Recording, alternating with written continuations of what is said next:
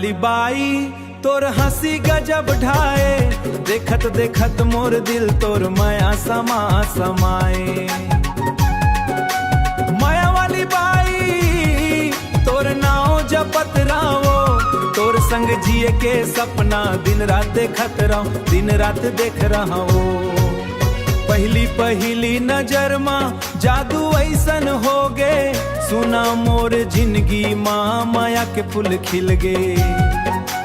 तोर मीठ बोली सुन के मन हरण मुस्काए, तोर एक मुस्कान ले दुख सब दूर भगाए।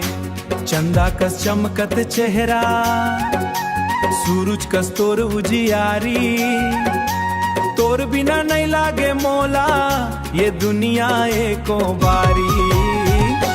माया वाली बाई तोर हंसी गजब ढाए, देखत देखत मोर दिल तोर माया समा समाए।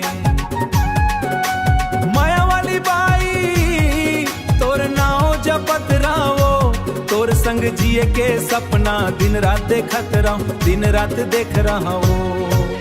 नदी किनारे बैठबो हाथ में हाथ धर के, सपना के महल बनाबो संग संग हंस के। बरसात के बूंदा माँ भिंजबो संग संगे, तोर माया मरंग जाही मोर जिंदगी के रंग।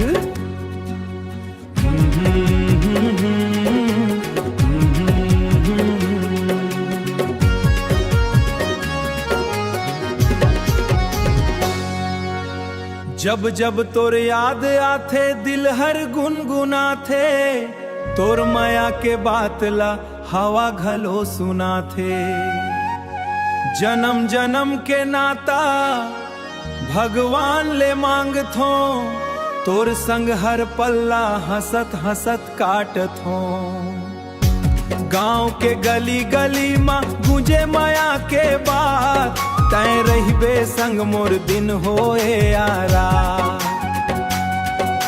सुख दुख के हर रतम संग निभात निभाबो साथ। माया वाली बाई तैच मोर जिनके आस।